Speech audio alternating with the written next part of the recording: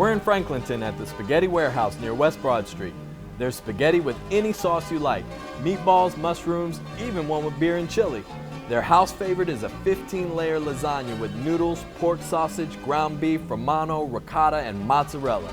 It's handmade fresh every day. Today we're talking about streetcars with historian Stu Nicholson. Plus, Aparna Dial from the city of Columbus is here to discuss the future of transportation in our city.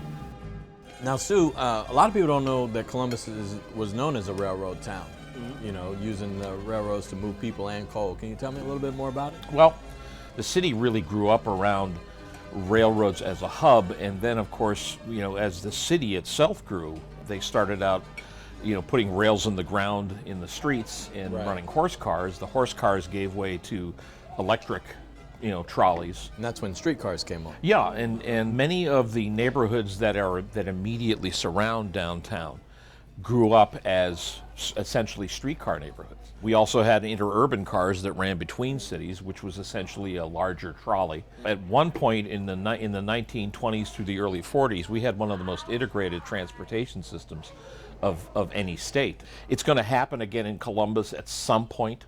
And actually, I think what we're seeing with the advent of Smart Columbus, I think is probably going to help that along as well. So Aparna, like, we've been awarded this Smart City Challenge grant. Can you tell me more about it? Sure. So back in December of 2015, the federal government, the U.S. Department of Transportation, announced this big challenge for all mid-sized cities, they said.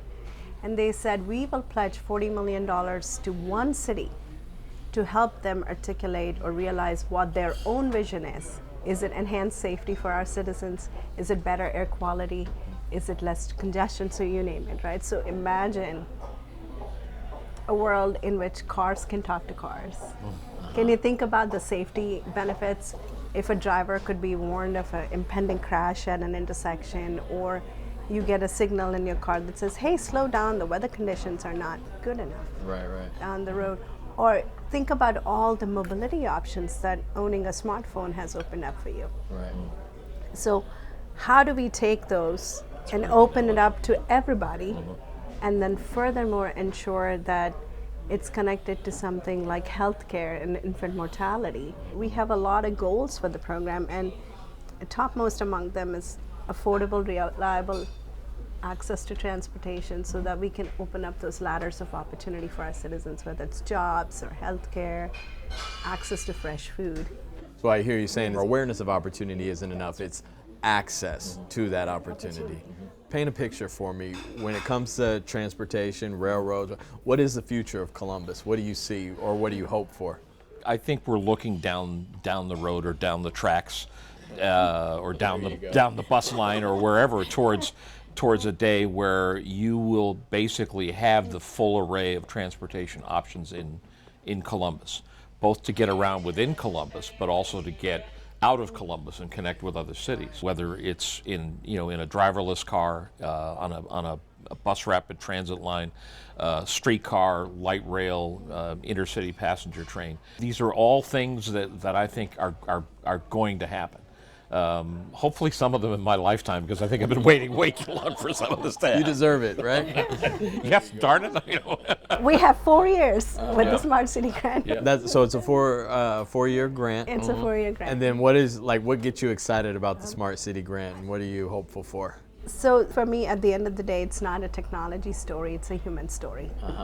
It's really about using technology to make lives better, right? So one of the biggest things that we did was to actually reach out to the community and said, what are the challenges you're facing? How do we address all of this through what seems to be a transportation grant, right? It's all about opening up that affordable access to all communities, because that opens up access to better jobs, better schools, better housing. And these are all, I think, essential pillars of the American dream. I totally agree. It's what people forget when they talk transportation, they tend to talk modes and things like that. But what they forget about the most is that what we're talking about here is freedom. And mobility is the essence of the freedom that we have. We live in a state where roughly 9% of the population does not drive or have access to a car. And to the extent that any one of us is made less mobile by whatever our circumstance, then we're all less free.